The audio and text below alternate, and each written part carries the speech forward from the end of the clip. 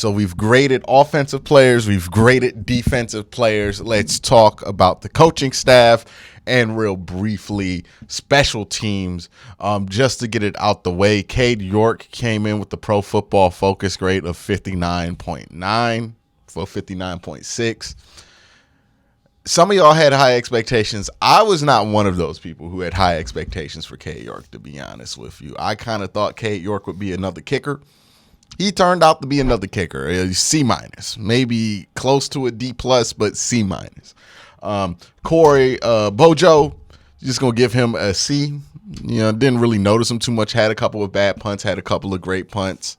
I'm not really tripping too hard off of him.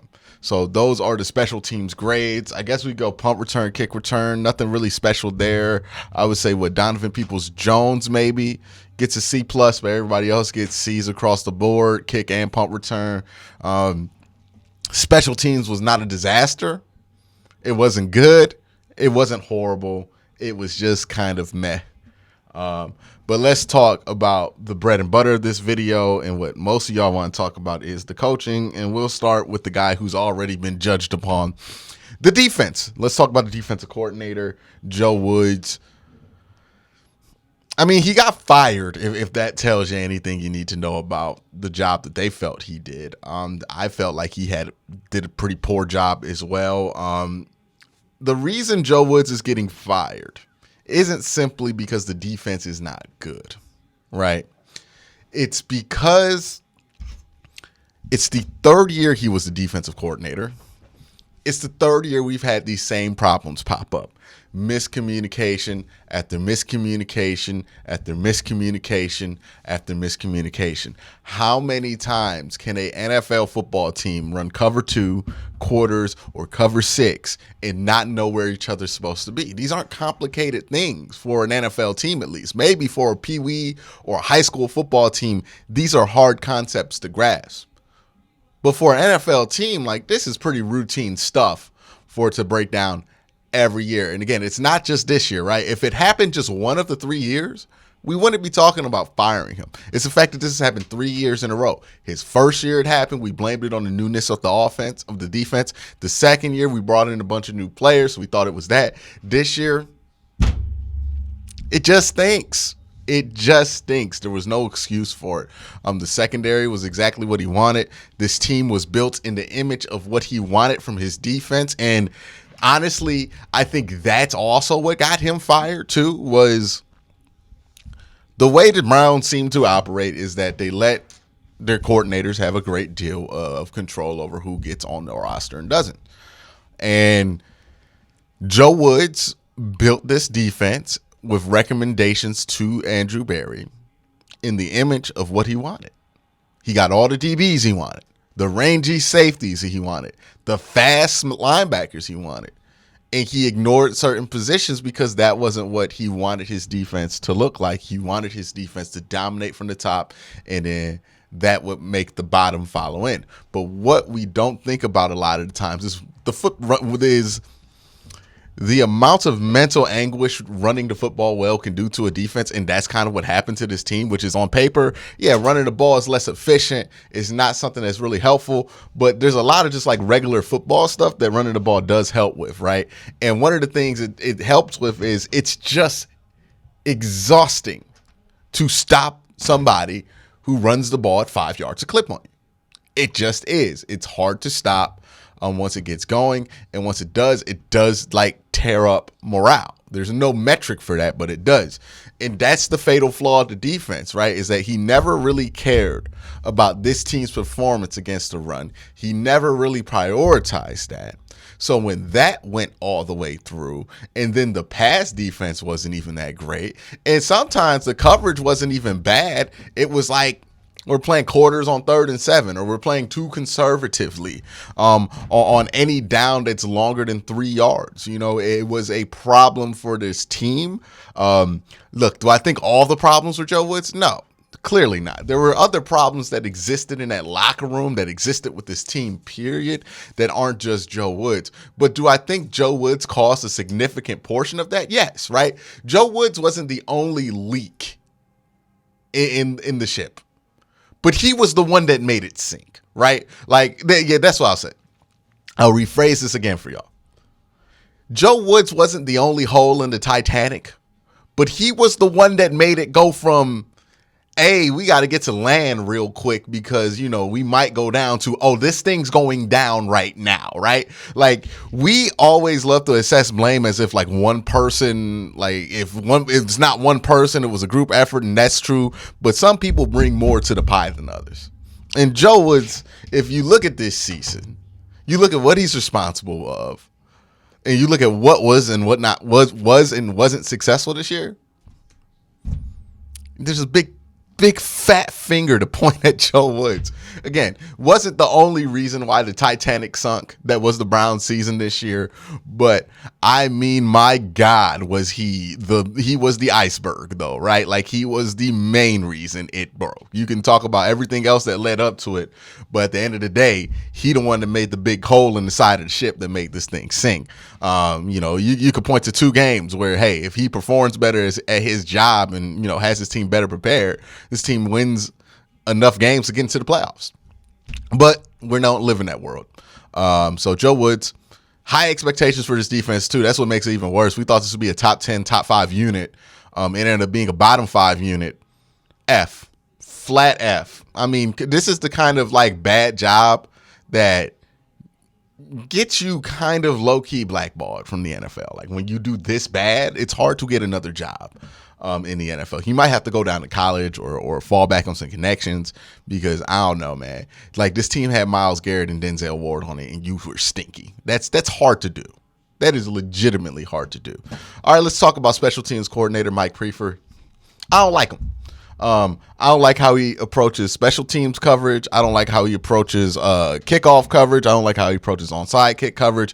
I don't like the rules that he gives his punt returners. I think he does a bad job, but he's a special teams coordinator, and I think that might be the least important coaching position outside of a positional coach, right? Like, I just don't think it's that important. Like, I think Bill Callahan and Stump Mitchell are more important to this team's success than the special teams coordinator, right? Ultimately, it really shouldn't come down to him.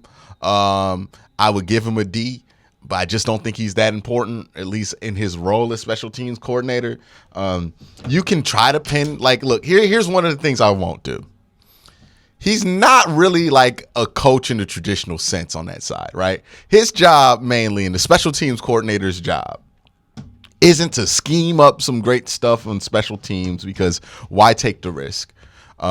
It isn't to develop great punt and kick returners, because usually those guys are either good or they're not, right? You don't really develop Devin Hester. He's either Devin Hester or he's not, right? Like, there's not a lot of coaching when it comes to punt and kick returning. Like, Josh Cribbs didn't require that much coaching. He just kind of, like, got it, right?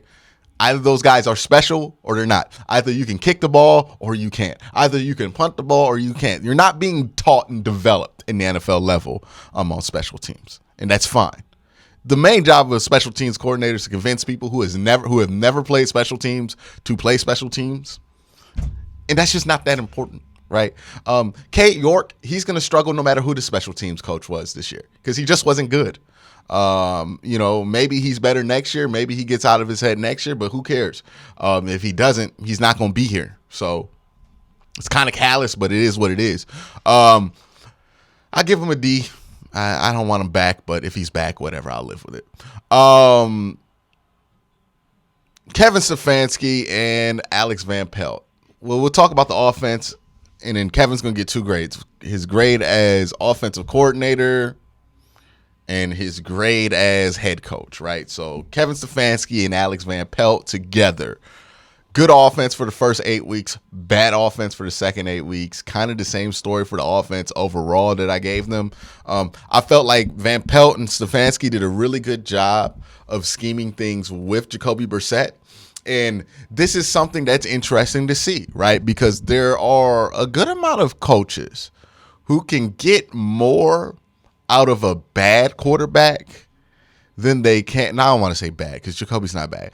There are more coordinators that can get more out of a limited quarterback than there are guys who know how to squeeze the most out of, like, the best quarterbacks. Like Andy Reid really well, Andy Reid did do a lot with like Nick Foles, so let me back off of that. But it's interesting because I think that's kind of one of the things they ran into was they were thinking, hey, man, Jacoby Brissett's not half as talented as Deshaun Watson, so Deshaun's going to walk in here and do the stuff that Jacoby can do plus. But since Deshaun is way more talented than Jacoby Brissett, how he processes plays is different. It's much faster than they expected. He's going to come off of things faster. He's going to get back to things faster. And the one issue I have with this offense, and I said this last year, right, where we were talking about Odell and rhythm and timing offense, and I remember I got a bunch of heat for this, but I think it's a true one. You can't have an offense. Like when we were talking about Odell, it got brought up in the sense of, hey, we have a rhythm and timing offense, and he's not on time, so it's throwing off the whole offense. And I said the offense can't be that fragile. That one guy being late to a route throws off the whole thing, because then you're very easy to stop at that point, right? Like you're one jam away from stopping.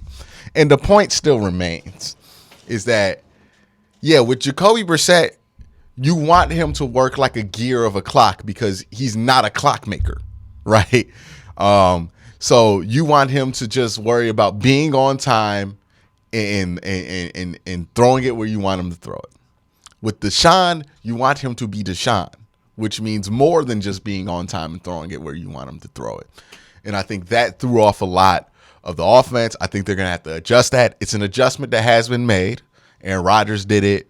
A bunch of guys have done it before. Sean McVay, he has done this with different quarterbacks. It's an adjustment that has to be made, that will be made, and that should be made. That being said, overall grade for the offense, I would still give it a B-. Strong performances. We had career years from Amari Cooper. We had a career year for Nick Chubb, and you had a career year for Jacoby Brissett. It's hard to discount that, and I don't think the offensive line play was as strong as it was in previous years to achieve that. I feel like the good offensive play kind of got overshadowed by the horrible defensive play in the first half. But it was good enough to put this up to a B-. Obviously, the last 6 weeks are going to be what everybody kind of harps on this offseason, and it's going to be up to this staff to prove that that was just kind of a learning period for this team more so than what the norm should be. That being said, let's talk about Kevin overall. Now, when I evaluate Kevin overall, I'm not going to like dock him because the defense stunk, right? Because he's not in charge of running the defense, and he shouldn't undermine his employees that he puts in charge there, right? A head coach's job is to delegate. There are going to be sides of the ball that the head coach is going to want their fingerprints on because that's part of their identity, right? Mike Tomlin's always a part of that defense. Bill Belichick's always a part of that defense. Andy Reid's always going to be a part of that offense in Kansas City, right? That's just how things work in the NFL. So Kevin, he's an offensive guy. He has his fingerprints all over the offense. That's what he's going to be judged on because that's more of a reflection of his knowledge about the offense. Defensively, he chooses to delegate. And he made the right decision this offseason to no longer delegate those resources towards Joe Woods. We'll see what happens with the new guy, but I think that was going to be a major thing in his evaluation. Was he able to make the decision to move off of Joe Woods and no longer delegate the defense? Because the first couple of years, we all kind of understood why you would want to stick with Joe Woods. But after this year, there was really no reason to stick with him. And that's what I'm going to judge him on is, hey, you delegated this task to this person. They did not live up to the expectations. You found somebody new. How do you handle that new hire? So I think that's fine, right? If he doesn't fire Joe Woods, this is a problem, right? He didn't fire the special teams coach, but I can see where the argument can be made. Even though I don't like him, I can see where that argument can be made where what does it matter to fire the special teams coach? There's a reason why the special teams coach in Cleveland has been the guy that's been sticking around through many different turnovers of coaches is because it just doesn't matter who that guy is, to be honest with you. So that's just that. As far as everything else. Locker room management was sloppy. This was a step down for Kevin, right? Even compared to last year, it was a bit of a step down for him. So this is a bit of a concern for him, and this is why I think it's important to evaluate who he brings in to be the defensive coordinator, because one of the things that have come up a couple of times over the last few years is it doesn't seem like this staff, as currently constructed, is able to be a staff that can hear the complaints of the players on it. Because every year there are new complaints from different players saying that they feel like their voice isn't heard in it. Now, that doesn't mean everything that people suggest you have to have in there, but if people don't feel like they're being connected to and they're acting out, that is a fundamental problem with how the locker room is constructed, the coaching staff is constructed. Now, that doesn't mean you throw everything out. It just means you have to make some adjustments. So that's something they'll keep in mind when they add somebody to senior leadership this year as a defensive coordinator. But that's been a problem, right? Maybe they're able to reach 90% of the locker room, but there's 10% that always doesn't feel heard. They need to find a way to make sure that they get somebody who can talk to that 10%.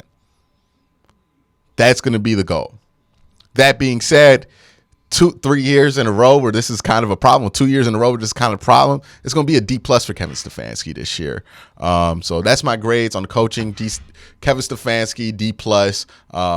The coaching, the offensive side of the ball, though, Kevin and AVP, that's going to get a B-, and then Joe Woods F. So, and then the special teams coach got a C or a D-. And that is the grades for the coaching staff this year. Let me know what you think in the comment section down below. Y'all have a great day. Have a good night.